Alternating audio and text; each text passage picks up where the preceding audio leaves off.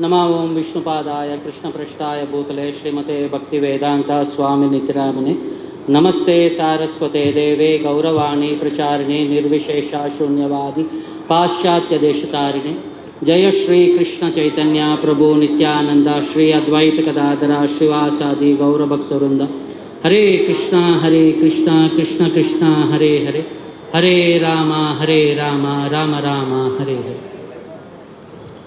So సందర్భం Janmashtami. So తెలుసుకోవాల్సింది ఎవరి గురించి? కృష్ణుడి గురించి. కృష్ణుడి గురించి ఏం తెలుసుకోవాలి మనం? ఆయన గురించి తెలుసుకోవాల్సింది సముద్రం అంత ఉంది. మనం ఎంత అర్థం చేసుకోగలం దాంట్లో? సో దాంట్లో ఒక చిన్న అంశాన్ని తెలుసుకుందాం, కృష్ణుడి యొక్క జన్మ.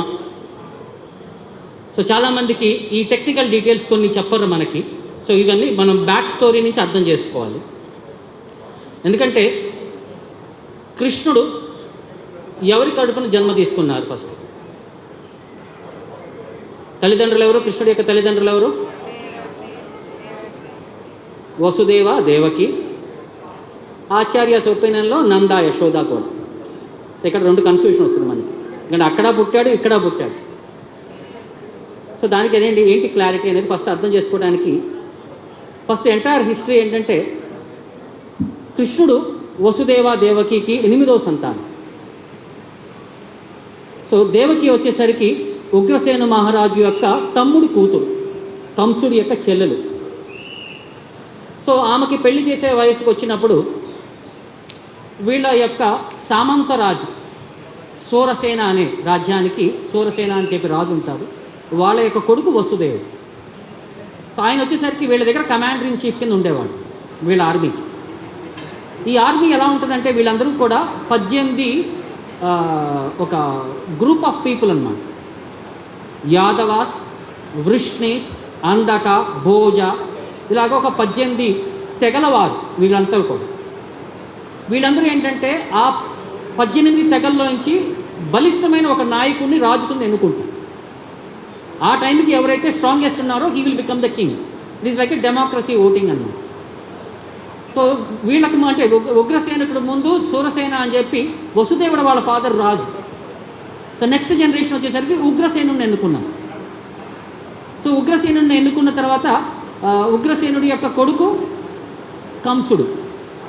కానీ ఉగ్రసేనుడు వచ్చేసరికి గొప్ప భక్తుడు. మరి ఆయనకి కంసుడు అనే రాక్షసుడు ఎలా పుట్టాడు?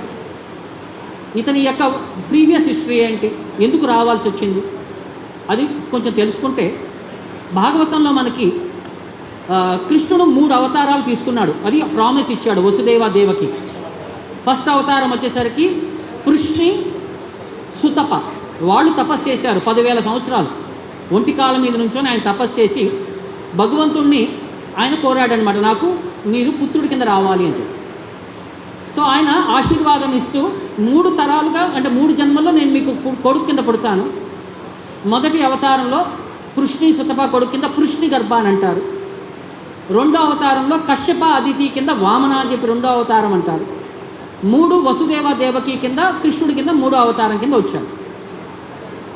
సో దీనికి తర్వాత ఇక్కడ ఏమైందంటే జయ విజయ అని చెప్పి 2 ఉన్నారు వైకుంఠంలో డోర్ కీపర్స్ అన్నమాట. సో వాళ్ళు చేసిన కుమారాస్కి చిన్న అఫెన్స్కి వాళ్ళకి శాపం వచ్చింది. ఏమిటా శాపం? 3 జన్మలు రాక్షస జన్మగా అయినా తీసుకోవాలి, 7 జన్మలు భక్తుల జన్మ అయినా తీసుకోవాలి భౌతిక ప్రపంచం. వాళ్ళు అన్నారు 7 జన్మలు భక్తుడి కింద అయితే ఎక్కువ టైం అయిపోతుంది, కాబట్టి 3 జన్మలు రాక్షసుడి కింద మేము జన్మ తీసుకుంటామని చెప్పి వాళ్ళు ఫస్ట్ అవతారంలో వాళ్ళు హిరణ్యకశిపు హిరణ్యాక్షుడి కింద పుట్టారు. 2వ అవతారంలో వాళ్ళు రావణ కుంభకర్ణ కింద పుట్టారు. 3వ అవతారంలో శిశుపాల దంతవక్ర కింద మళ్ళీ పుట్టారు. సో ఈ హిరణ్యకశిపు హిరణ్యాక్షుడి కింద పుట్టినప్పుడు హిరణ్యకశిపు అంటే he became the ruler of the entire universe. ఆయన కమాండర్ ఇన్ చీఫ్ వచ్చేసరికి హిరణ్యాక్ష. సో హిరణ్యకశిపు ఏం చేశాడంటే బ్రహ్మదేవుడికి తపస్సు చేసి తన వరాన్ని పొందాడు, ఎవరు చంపలేరు అని చెప్పి.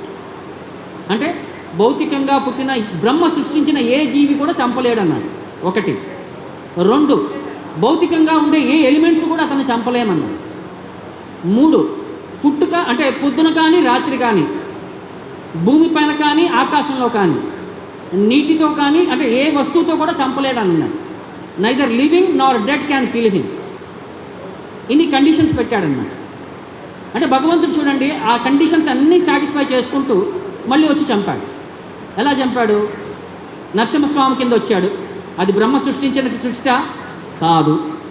ఆయన మనిషా జంతువా? రెండూ కాదు, మనిషి జంతువు కాంబినేషన్, హైబ్రిడ్ అది. నెక్స్ట్ పొద్దున చంపాడా రాత్రి చంపాడంటే సంధ్యా సమయం, ఐదర్ పొద్దున కాదు రాత్రి కాదు. దెన్ భూమిపైన చంపాడా ఆకాశంలో చంపాడంటే తొడ మీద చంపాడు, అది భూమి కాదు ఆకాశం కాదు. నెక్స్ట్ ఇంట్లో చంపాడా ఇంటి బయట చంపాడంటే గడప మీద చంపాడు, అది ఇంట్లో కాదు ఇంటి బయట కాదు.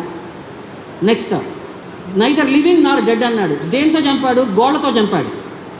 గోళ్ళు నైదర్ లివింగ్, ఎందుకంటే దానికి ప్రాణం లేదు, నార్ డెడ్ కానీ పెరుగుద్ది, సో గోళ్ళతో చంపాడు. సో ఈ విధంగా బ్రహ్మ ఇచ్చిన ప్రతి ప్రిన్సిపల్ని సాటిస్ఫై చేసుకుంటూ హిరణ్యకశిపుని సంహరించాడు. ఇక్కడ సంహరించే ముందు ఫస్ట్ హిరణ్యాక్షుని సంహరించిన తర్వాత ఈ హిరణ్యకశిపుకి కొడుకునున్నాడు, అతని పేరే కాలనేమి.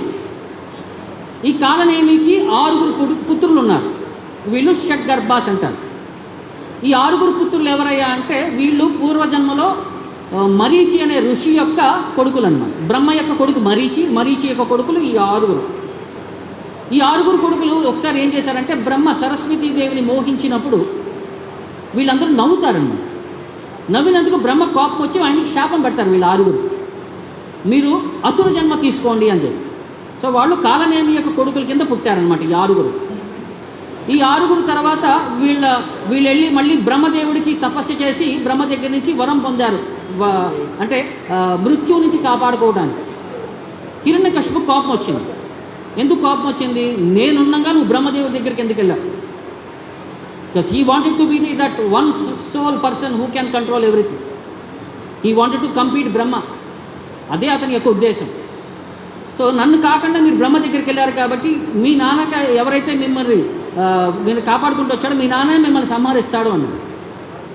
సో సంహరిస్తాడని చెప్పి శాపం పెట్టంగానే ఆ కాలనేమి వచ్చేసరికి కంసుడు అయ్యాడు. ఈ 6 పుత్రులు వచ్చేసరికి దేవకి యొక్క ఫస్ట్ 6 పిల్లలు అయ్యారు. సో కంసుడు వచ్చేసరికి ఇది జన్మ ఎలా వచ్చింది? ఉగ్రసేన మహారాజు పెళ్లి చేసుకున్నప్పుడు అతని యొక్క భార్య పేరు ప్రభావతి.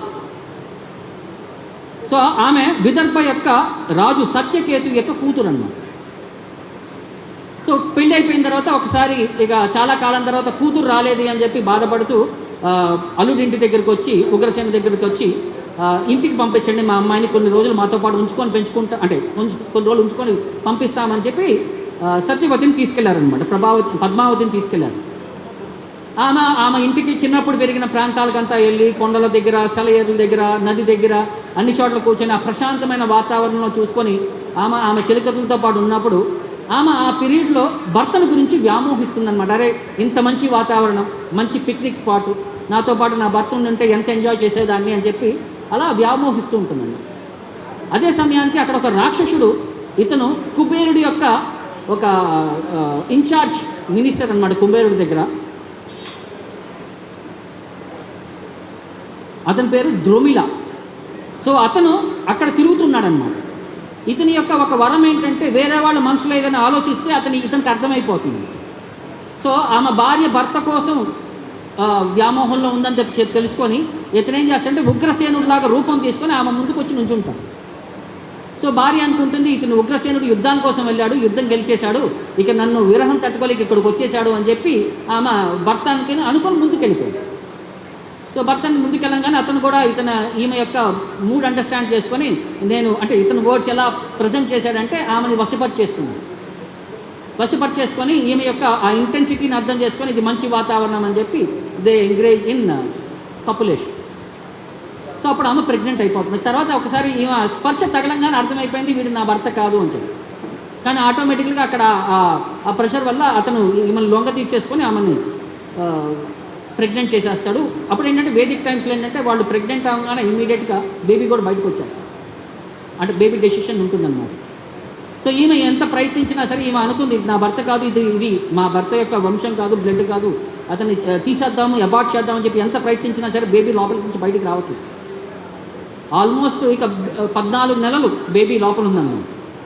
14 నెలలు బేబీ లోపల ఉన్న తర్వాత వీళ్ళు ఎంత ప్రయత్నిస్తున్నా సరే బేబీ లోపల నుంచి చెప్తుందన్నమాట, మీరు నన్ను ఎంత ప్రయత్నించినా సరే నన్ను అబార్ట్ చేసి నన్ను చంపలేరు, నేను పూర్వజన్మలో కాలనేమి అని చెప్పి ఒక రాక్షసుణ్ణి, నేను తపస్సు చేసి విష్ణువు నన్ను సంహరించాడు, విష్ణువుని ప్రేమ ప్రతీకారం తీర్చుకోవాలని చెప్పి నేను వచ్చాను. నేను నా ప్రతీకార జ్వాల ఆరేంత వరకు మీరు నన్ను ఏమి చేయలేరు, మీరు నన్ను సంహరించలేరు అని చెప్పి అతను బయటికి చెప్పింది. ఇక ఏం చేయలేక అతని వంశంలో ఇక పుట్టుతాడు. ఇక అతన్ని యాక్సెప్ట్ చేశాడు.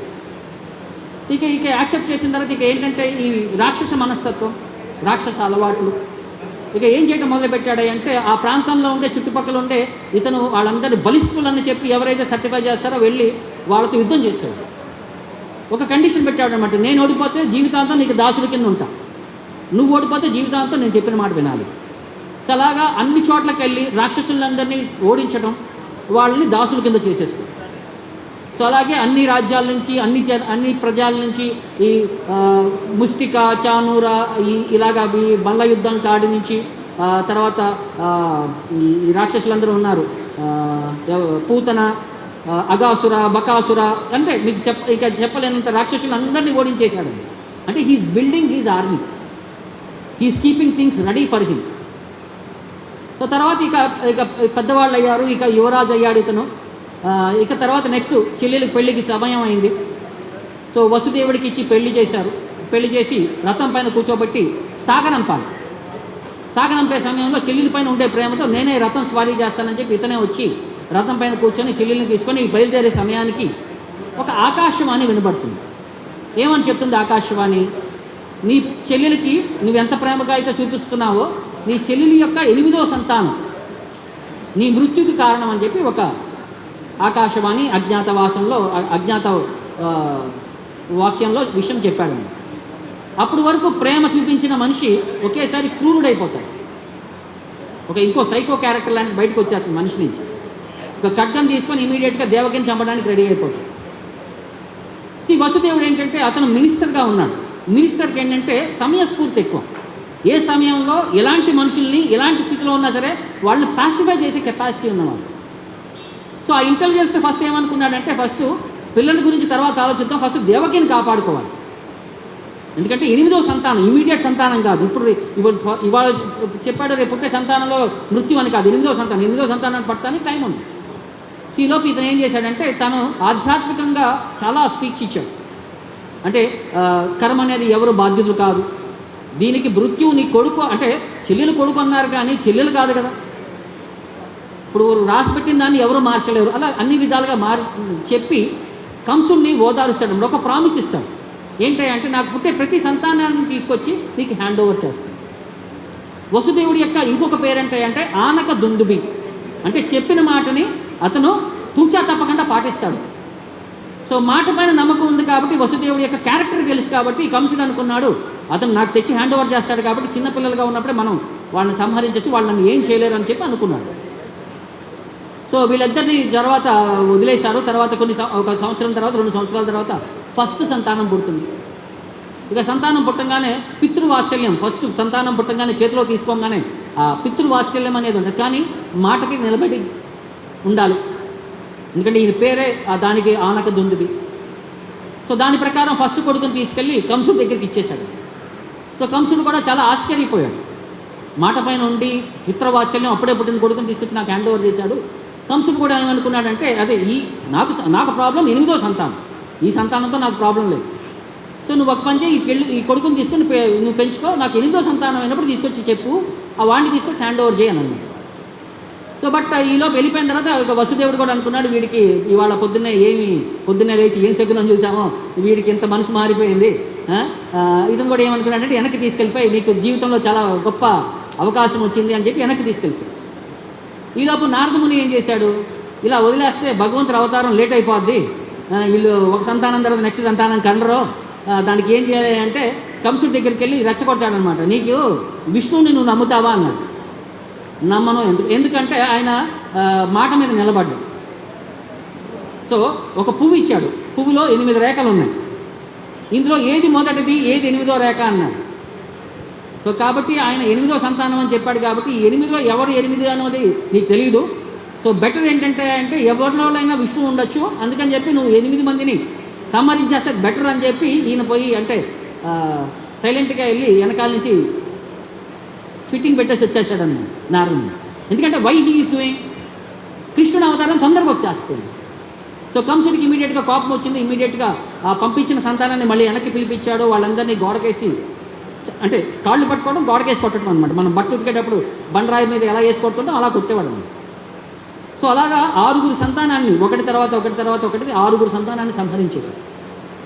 ఇక 7వ సంతానం ఎవరయ్యా? బలరాముడు రావాలి.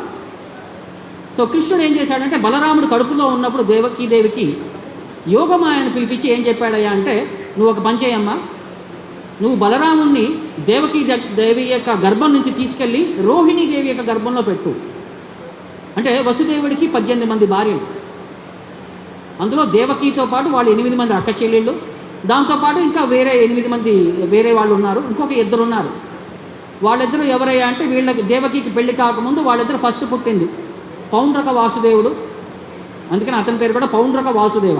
వాళ్ళమ్మ ఇంకొక అతను ఉన్నారనమాట. వాళ్ళిద్దరూ కూడా వసుదేవుడి యొక్క కొడుకులే అన్నమాట. కానీ ఒకసారి ఈయన ఏంటంటే, దేవకికి పెళ్ళి అయిపోయిన తర్వాత ఇళ్ళరక్యం వచ్చేసరికి వీళ్ళతో పాటు ఉండేసరికి మా అమ్మని వదిలేసి వెళ్ళిపోయాడు అని చెప్పి వాళ్ళు కక్ష పెంచుకున్నారనమాట వసుదేవుడు వాళ్ళకి ఈ వంశం పైన, కృష్ణుడి యొక్క వంశం పైన. సో బట్ ఇదేంటంటే, ఈ 16 మంది 18 మంది భార్యలు ఉండటం వల్ల రోహిణీదేవిని వీళ్ళిద్దరిని జైల్లో పెట్టాడని చెప్పి నంద మహారాజు వచ్చేసరికి వసుదేవుడికి అన్నవరస అవుతాడు.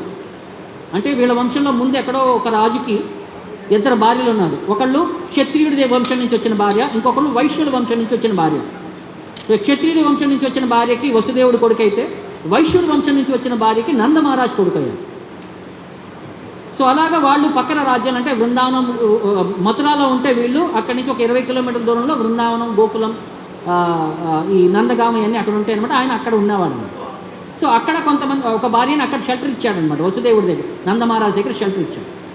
సో యోగమాయ అంటుంది, ఇది చాలా కష్టం నాకు, భగవత్ స్వరూపమైన ఆదిశేషుడిని నేను ఎలా షిఫ్ట్ చేయగలనంటే, నేను నిన్ను ఎంపవర్ చేస్తున్నాను కాబట్టి నా యొక్క శక్తి ద్వారా నువ్వు చేయగలవని. సో ఈమెకి 7వ మంత్లో ఉన్నప్పుడే ఈ శక్తి ద్వారా ఆమెను ఓవర్ నైట్ ట్రాన్స్ఫర్ చేసేస్తాడని యోగమాయ ట్రాన్స్ఫర్ చేసేస్తుంది. అది ఎందుకు ట్రాన్స్ఫర్ చేయాల్సి వచ్చింది? బలరాముడు కనుక పుట్టుండుంటే దేవకి బలరాముడి పైన చేసి ఉండుంటే కంసుడు బతుకుండేవాడా?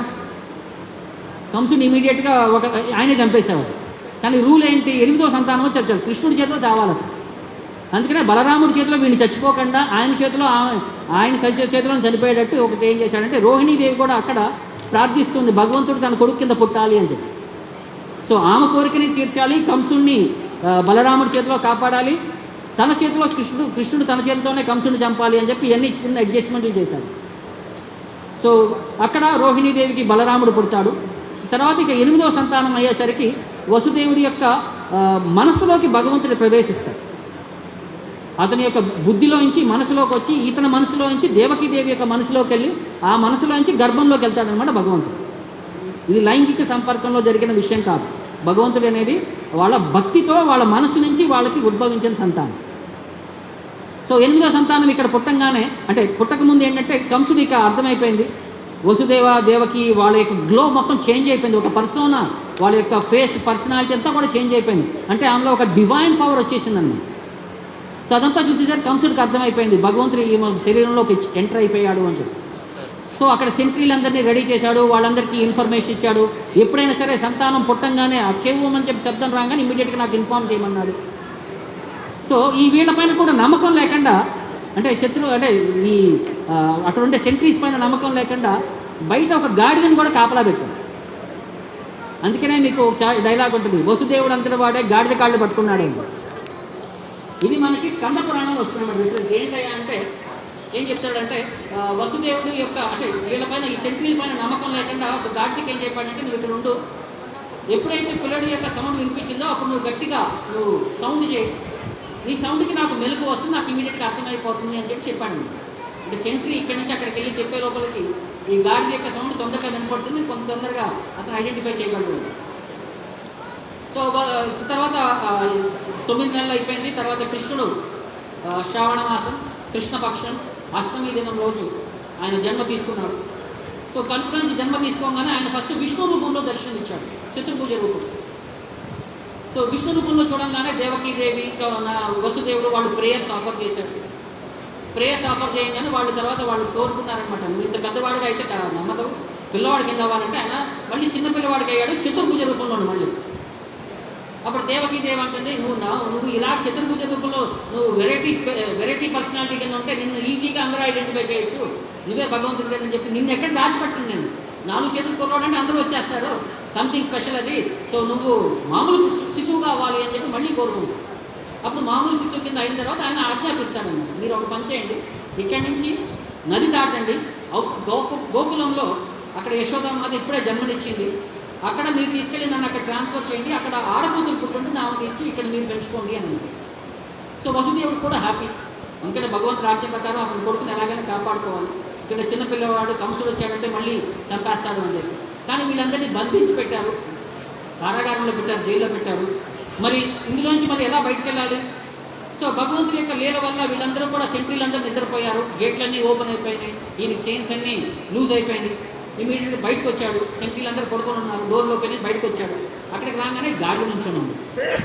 ఇక అరవడానికి, ఇక శబ్దానికి, ఇక రెడీ చేయడానికి, గట్టిగా అరవడానికి రెడీగా ఉండేసరికి వసుదేవుడు అంతా ఏం చేస్తాడంటే ఇక వచ్చి గాడిదని ఇక గ్లోరిఫై చేయడం మొదలు పెడతాడు అనమాట. నీ అంత గాడిద ఈ ప్రపంచంలో లేదు, నువ్వు గాడిదల్లోనే రాజువి, నీవు ఎంత గొప్పవాడివనంటే అంటే నిన్ను వచ్చి ఎవరైనా శరణ్ తీసుకుంటే నువ్వు కాపాడటానికి నువ్వు రెడీగా ఉంటావు అని చెప్పి దానికి ఒక విధమైన దాన్ని ఒక రెస్పెక్ట్ తీసేసేసరికి ఆ గాడిద గాల్లో అయిపోతుంది,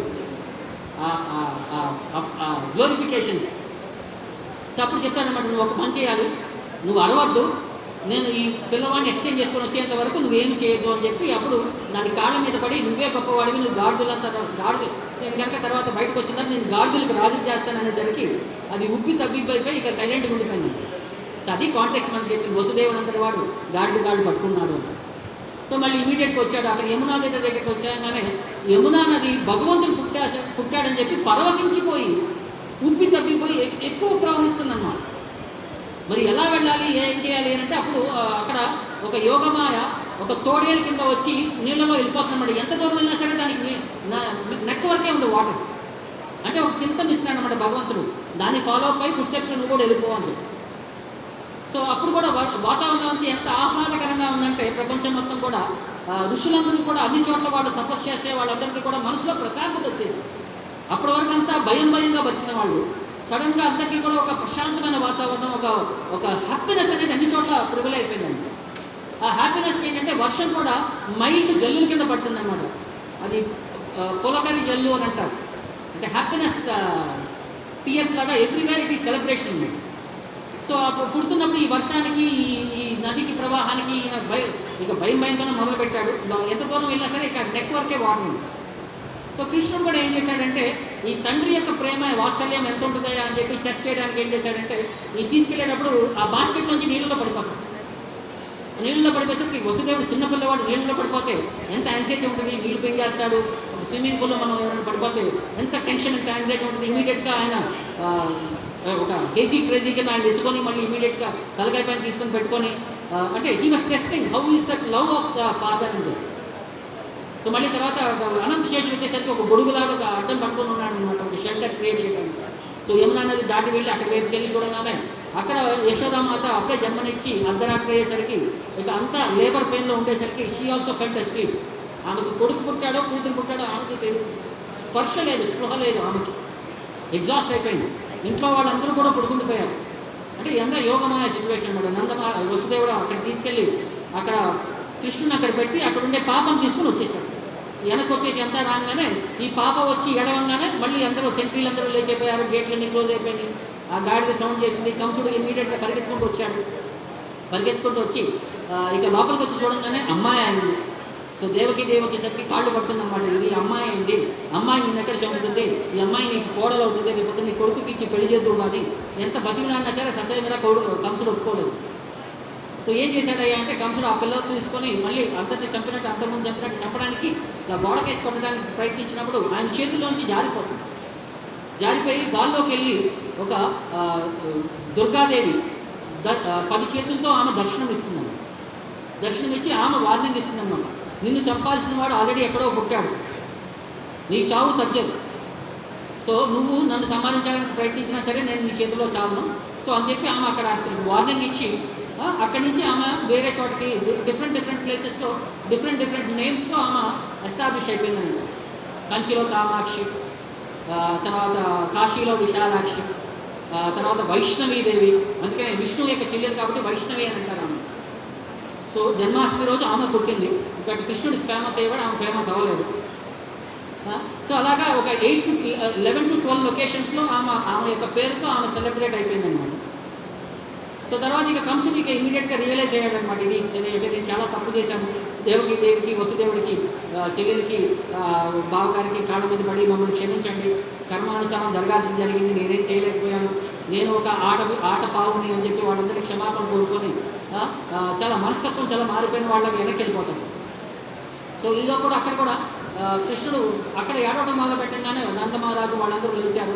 వాళ్ళందరికీ కూడా ఒక సాటిస్ఫాక్షన్ ఏంటంటే ఎన్నో సంవత్సరాలు తపస్సు చేసిన తర్వాత వాళ్ళకి కృష్ణుడు పుట్టాడు. సో అక్కడ వాళ్ళ యొక్క లెక్క ఏంటయ్యా అంటే నందమహారాజు యశోద ఎన్నో రోజుల నుంచి వాళ్ళకి పిల్లలు పుట్టారు. సో పిల్లలు పుట్టకపోయేసరికి వాళ్ళు చాలా వ్రతాలు చేశారు, చాలా నోములు నోచుకున్నారు, అయినా సరే వాళ్ళకి సంతానం కలగదు. చివరికి ఒక మంచి ఆస్పిష సమయంలో ఉన్నప్పుడు ద్వాదశి వ్రతం చేస్తానని చెప్పి యశోదామాత నందమహారాజు ఒప్పిస్తుంది. 1 సంవత్సరం పాటు ద్వాదశి పాటించాలి, ఏకాదశి పాటించి ద్వాదశి రోజు భగవంతుని వర్షిప్ చేసి స్వీకరించాలి అని చెప్పి ప్రసాదం. సో అలాగే 1 సంవత్సరం పాటించిన తర్వాత అప్పుడు సంవత్సరం అయిపోయిన తర్వాత ఆ రోజు ఒక నైట్ తెల్లవారుజామున కల్లో భగవంతుడు ఆయనకి ఎపీర్ అయ్యి నందమహారాజుకి ఆయనకి ప్రామిస్ చెప్తాడనమాట, very soon I'm going to appear in your house. So భగవంతుడు అలా ఎపీర్ అవగానే ఇతనికి అంటే కళ చెదిరిపోయింది, లేచి చూసేసరికి పొద్దున్న తెల్లవారిపోయింది. ఇక భార్య దగ్గరికి వెళ్ళి ఇలా వచ్చిన కళ అంతా ఎక్స్ప్లెయిన్ చేయగానే ఆమెకే అంటుంది, నాకు ఇలాంటి ఒక కళ వచ్చింది, భగవంతుడు నేను ఇక్కడ కొడుకుతో పుడతాను అని చెప్పి, నాకు కొడుకు ఎన్నో జన్మల నుంచి మీరే నా తల్లిదండ్రులు, ఈ అవతారంలో కూడా బ్రహ్మ యొక్క ఈ కల్పంలో కూడా నేనే నీ కొడుకు కింద పుడతాను అని చెప్పి ఇది ప్రామిస్ చేశాను నేను, సో కాబట్టి భగవంతుడు వస్తాడు అని చెప్పి చెప్పేసింది. సో వీళ్ళందరూ చాలా హ్యాపీ అయిపోయారు. సో ఇక రోజు స్వామిని వర్షిప్ చేసుకుంటాం. అదే రోజు పొద్దున్నే అక్కడికి ఒక యోగిని వస్తుందండి. ఈమె ఎవరయ్యా అంటే పౌర్ణమాసి అంట. పౌర్ణమాసి ఎవరయ్యా అంటే సాందీపని ముని, కృష్ణుడు యొక్క గురువు ఉన్నాడు కదా, ఆమె యొక్క తల్లి అన్నమాట. ఈమె నారద ముని యొక్క శిష్యుడు. సో ఈమె వచ్చి ఏం చేస్తుందంటే అక్కడికి వచ్చి వీళ్ళింటికి వచ్చి వీళ్ళకి నాక్ చేస్తుంది. సో సర్వెంట్స్ వచ్చి నందమహారాజు చెప్తారు, ఆయన పొద్దున్న పూజ చేసుకుంటే ఎవరో ఒక యోగిని వచ్చింది మిమ్మల్ని కలవాలనుకుంటుంది అని. సో ఆయన బయటకు వెళ్ళి ఇమీడియట్గా లోపలికి స్వీకరించి ఆమెను కూర్చోబెట్టి అంటే వాళ్ళకి ఆతిథ్యం అంతా ఇచ్చిన తర్వాత ఆమె అడుగుతారు, మీరు ఎవరు ఏంటంటే అంటే నేను నారదుని యొక్క శిష్యురాలని, నా పని అంటే భక్తుడు భగవంతుడి యొక్క ఆదేశం పైన వెరీ సూన్ మీ ఇంట్లో భగవంతుడు రాబోతున్నాడు, సో అది నాకు తెలిసి నేను ఇక్కడికి వచ్చి ఆయన యొక్క జన్మ ఆ లీలలన్నీ చూద్దామని చెప్పి నాకు ఆజ్ఞాపించాడు, నన్ను ఇక్కడ ఉన్నామని చెప్పి. సో ఆ పర్స్పెక్టివ్లో నేను ఇక్కడికి వచ్చాను అని చెప్పగానే ఆమెకి ఒక కాటేజ్ లాంటిది అరేంజ్ చేసి ఆమె యొక్క హౌస్ హాస్పిటాలిటీ అంటే టేక్ కేర్ చేశారు. సో ఇంటి పెద్ద కింద ఉండి వీళ్ళందరికీ గైడ్ చేశాడండి, ఏమేం చేయాలి ఏం చేయకూడదు, అంటే కడుపుతో ఉన్నప్పుడు బాధ్యత ఆమెకి పర్సనల్ కేర్ అంటే ఏమైనా సపోర్ట్ చేసేదన్నమాట. సో ఇంటి అంటే ఒక ఊరి పెద్ద కింద ఉండి వాళ్ళందరికీ ఆధ్యాత్మికంగా గైడెన్స్ చేశాడు. సో అదే అష్టమి తిథి రోజు కృష్ణుడు అక్కడ కూడా ఎపీర్ అయ్యాడని చెప్తారు. ఇద్దరు కవల పిల్లలు పుట్టారు. సో కృష్ణుడు పుట్టాడు అక్కడ, కృష్ణుడితో పాటు దుర్గాదేవి కూడా పుట్టింది. యోగమాయ వల్ల వసుదేవుడికి ఏంటంటే కృష్ణుడు కనపడలేదు, అక్కడ అమ్మాయి మాత్రమే కనపడింది. సో ఇక్కడ పుట్టింది విష్ణు చతుర్భుజ రూపంలో. సో ఇక్కడ ఇద్దరికి రాగానే ఇద్దరు పిల్లలు ఐక్యమైపోయి ఒకడే కృష్ణుడు అయిపోయాడని చెప్పి మనకి ఆచార్యులు అలా క్లారిఫై చేస్తారు. అందుకే ఆయన వసుదేవుడి దగ్గర కూడా పుట్టాడు, ఇక్కడ నందమహారాజు దగ్గర కూడా ఇద్దరి దగ్గర పుట్టాడు అని చెప్పి చెప్తారు, ఇద్దరు కృష్ణుడు పుట్టాడు. సో ఈ విధంగా ఏంటంటే మనకి ఆధ్యాత్మికంగా కృష్ణుడి యొక్క స్పెషాలిటీ ఏంటి అంటే ఆ వాతావరణం ఎలా ఉండేదని చెప్పి భాగవతం ఎలా చెప్తుందంటే,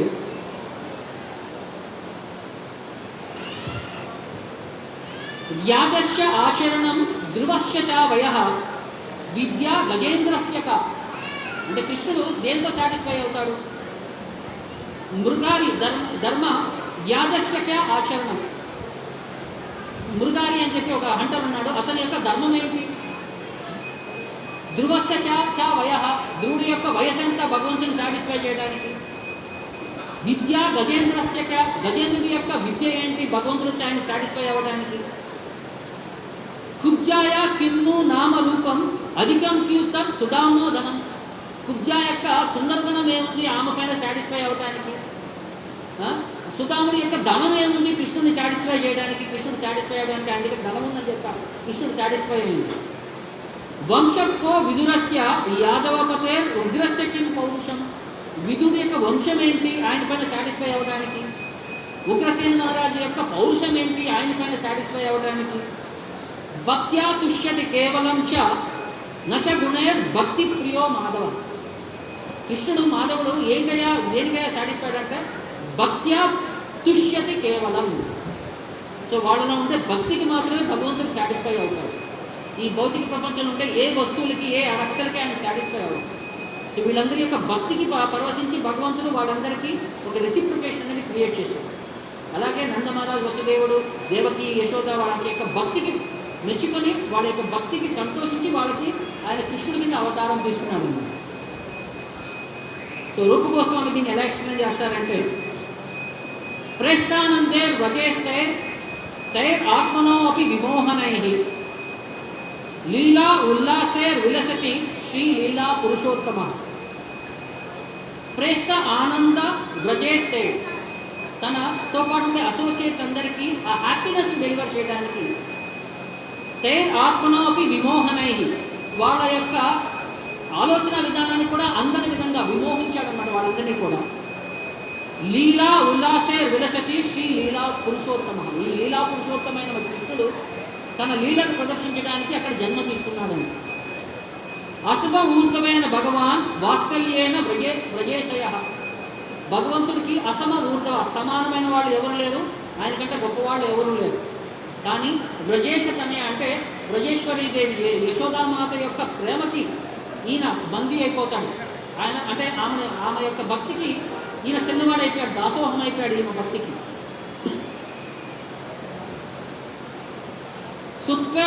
సుతత్వేనైవ స తనయో ఆత్మానం వేత్తి సర్వదా. సో ఆమెకి ఎప్పుడు సర్వదా ఆమె కొడుకు కింద అంటే ఒక భగవంతుడు ఆమెకు ఒక ఆట వస్తువు కింద అమ్ముకపోయాడు అనమాట ఆమె యొక్క భక్తికి.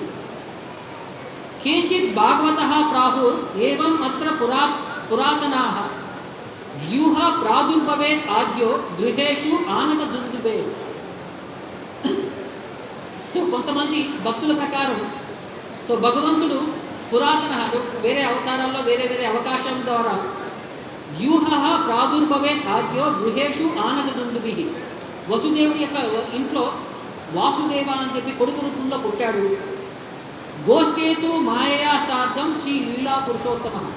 సో తర్వాత గోష్ఠే వ్రజపురమైన ఎక్కడైతే ఆవులు చూసుకునేవాడు ఉంటారంటే వాళ్ళందరినీ గోష్ఠి అని అంటారు అనమాట. సో అక్కడికి షిఫ్ట్ అయిపోయాడు ఈ లీలా పురుషోత్తమ అని చెప్పి చెప్తారు అనమాట. గత్వా యదువరో గోష్టం తత్ర శృతిగృహం విషం. సో ఈ యదువరుడు వసుదేవుడు ఊరికి వెళ్ళంగానే గోకులంకి వెళ్ళంగానే ప్రసూతి గృహంకి వెళ్ళాడనమాట. కన్యామేవ పరాం వీక్ష తం ఆదాయ వ్రజాపురం. అక్కడ ఒక కన్యను చూశాడు. చూసి ఆమెని అక్కడ నుంచి తీసుకొని ఈ పిల్లవాడిని అక్కడ పెట్టేసి వ్రజపురం వెనకాలకి మధురాపురానికి వెనక్కి వచ్చేసాడు. ప్రావిశ్యత్ వాసుదేవస్తు శ్రీ లీలా పురుషోత్తమం. సో ఆ విధంగా వసుదేవుడు అక్కడికి వెళ్ళి కృష్ణుడు పెట్టేయగానే అక్కడ ఉన్న కృష్ణుడు ఇద్దరు కలిపి ఒకటేపై లీలా పురుషోత్తముడు అయ్యారని చెప్తున్నాం. ఏచత్ చరితస్య త్వనోక్తం తత్ర కథాక్రమే కింటు క్వచిత్ ప్రసంగేన సూచ్యతే శ్రీ శుకాదిభిః. ఈ ప్రసంగం చాలా చోట్ల భాగవతంలో కూడా డిస్క్రిప్షన్ రాదు, కానీ శుకదేవ్ గోస్వామి అన్ని చోట్ల హింట్స్ ఇచ్చాడు. సో కృష్ణుడు అక్కడ పుట్టాడు ఇక్కడ పుట్టాడు అని చెప్పి ఆయన హింట్స్ రూపంలో ప్రదర్శించాడు. దాన్ని ఆచార్యుల యొక్క అర్థం ద్వారా మనం తెలుసుకోవాలని చెప్పి చెప్తారు. స్వర్గే దుందుబి భాజే నాచే దేవగణ. కృష్ణుడు పుట్టినప్పుడు స్వర్గంలో అందరూ ఇన్స్ట్రుమెంట్స్ ప్లే చేస్తున్నారన్నమాట హ్యాపీనెస్తో. తర్వాత నాచే దేవగణ, దేవతలందరూ నాట్యం చేస్తున్నారంట ఆయన యొక్క హ్యాపీనెస్కి. హరిధ్వని బలిల భోన. సో ముల్లోకాల్లో కూడా హరినామం ప్రచారం అయిందన్నమాట అన్ని చోట్ల. బ్రహ్మ నాచే శివ నాచే ఆరనాచే ఇంద్ర. సో బ్రహ్మదేవుడు డాన్స్ చేస్తున్నాడు, శివుడు డాన్స్ చేస్తున్నాడు, ఇంద్రుడు డాన్స్ చేస్తున్నాడు. గోకులే గోయాల నాచే పాయ గోవింద. గోకులంలో అందరూ డాన్స్ చేస్తున్నాడు. గోవిందుడు వాళ్ళ వంశంలో వాళ్ళ ఊళ్ళో పుట్టాడు అని చెప్పి. నందేడ మందిరే ఏ గోయాల ఆయిల ధాయ. సో ఊళ్ళో ఉండే గోపాలులందరూ కూడా పరిగెత్తుకొచ్చారనమాట నందుడి యొక్క ఇంటికి. హాతే లాఠీ కాండే బాలనాచే తయ్యా తయ్యా. అంటే చేతిలో కర్ర, గోపాల దగ్గర ఎక్కడ ఉంటుంది ఒక కర్ర ఉంటుంది, ఎప్పుడు ఆవులు కాచే కర్ర. ఆ ఆ కర్ర తీసుకున్న కర్రతో సవారీ చేస్తూ వాళ్ళందరూ డాన్స్ చేస్తున్నారన్నమాట. సో దాంతోపాటు ఇంట్లో ఉండే పాలు పెరుగు వస్తువులన్నీ కూడా ఆ కర్రకి బ్యాలెన్స్ చేసుకుని వస్తువులన్నీ తీసుకొచ్చేసారు. దది దుగ్ధ ఘృత గోళ ఆంగనే ధాలియా. ఈ పాలు పెరుగుతో వాళ్ళు హోలీ ఆట మొదలుపెట్టారు. ఒకళ్ళు ఇంకొకరి పైన పాలు పోసుకోవడం, పెరుగు పోసుకోవడం, నెయ్యి పోసుకోవడం. ఎందుకంటే గోపాలం దగ్గర ఏముంటుంది, ఆవు పాల యొక్క ప్రోడక్ట్సే ఉంటాయి. ఇవన్నింటితో వాళ్ళు హోలీ ఆడుతున్నారు అనమాట. పాలు పెరుగు వెన్న నెయ్యి దీంతో ఒకరిపైన ఒకరిని పూసుకోవడం రాసుకోవడం. నాచేరే నాచేరే నంద గోవింద పాయ. నంద మహారాజు కూడా ఆయన డ్యాన్స్ చేస్తున్నాడు, గోవిందుని ఇంట్లో పుట్టాడు అని చెప్పి. ఆనంద హైలా బడా ఆనంద హైలా ఏ దాస సాయి శివాయిరా మన భూలియా రహీలా. సో ఒక భక్తుడు ఏం తెలియజేస్తాడంటే అందరూ ఆనందంలో ఉన్నాడు, కానీ ఈ భక్తుడైన శివాదాస్ మాత్రం దుఃఖంలో ఉన్నాడు. ఎందుకంటే ఆ లీలలో నేను పార్టిసిపేట్ చేయలే.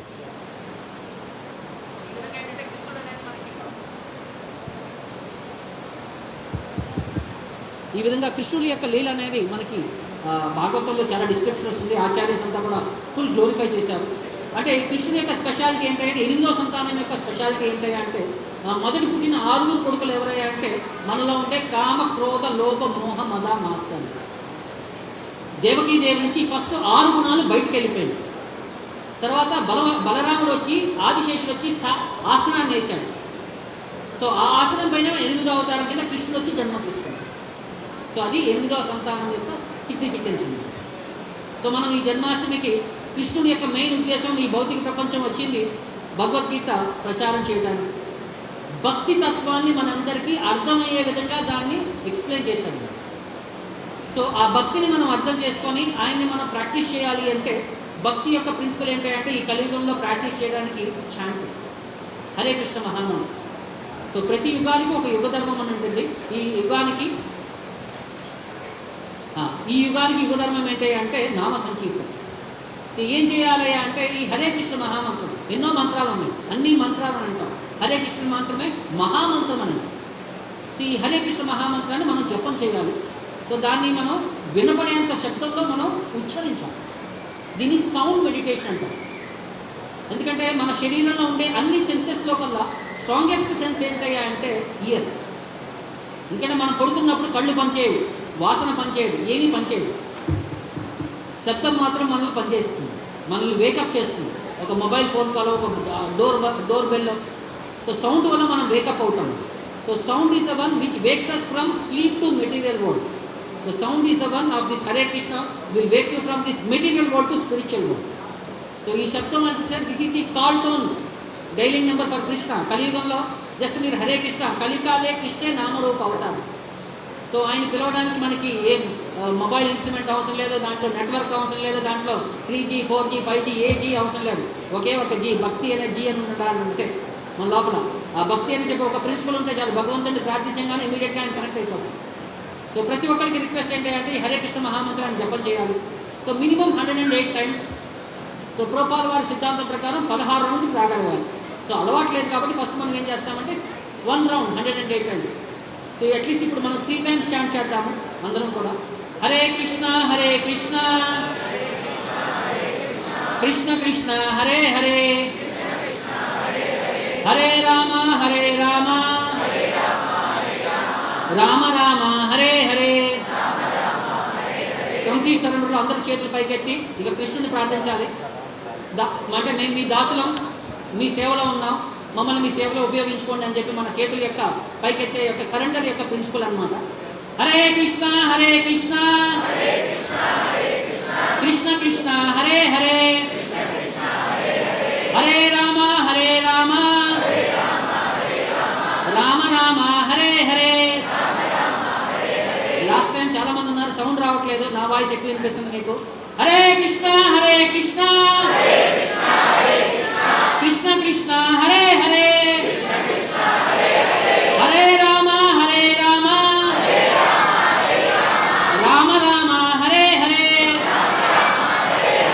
ఈ మంత్రాన్ని జపం చేయాలి. ఈ మంత్రాన్ని జపం చేస్తూ మీరు మీకు వినపడేంత స్థాయిలో, మనసులో జపం కాదు, ఇది మానసిక జపం కాదు, బాహ్య జపం. ఎందుకంటే ఈ సౌండ్ ఎవరైనా విన్నా సరే వాళ్ళకి పుణ్యం జరుగుతుంది. ఒక చెట్లు చేమలు పురుగులు పక్షులు ఎవరికి విన్నా సరే భగవంతుడి యొక్క నామం యొక్క ఆ సుకృతి అనేది వాళ్ళకి దొరుకుతుంది. సో మీకు మంచి జరుగుతుంది, మీ పక్కన ఉన్న వాళ్ళకి మంచి చేయండి. సో ఆ విధంగా మన యొక్క భగవంతుడి నామంతో ప్రపంచాన్ని మొత్తం మనం జయించవచ్చు.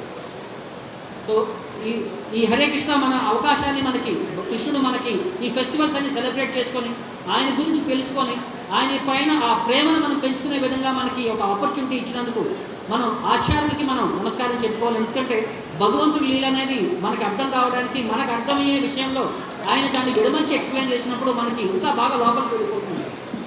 సో ఎన్నిసార్లు విన్నా సరే ఇది తనివి తీరదు. అంటే ఆ రుచి అనేది మనకి ఎప్పటికీ ప్రతి సంవత్సరం మనం విన్నా సరే ఆ టేస్ట్ అనేది మనల్ని ఎప్పుడో కూడా మనల్ని ఆయన ఆ చిన్నపిల్లల బాల్య లీలలు తీసుకెళ్ళిపోతాం.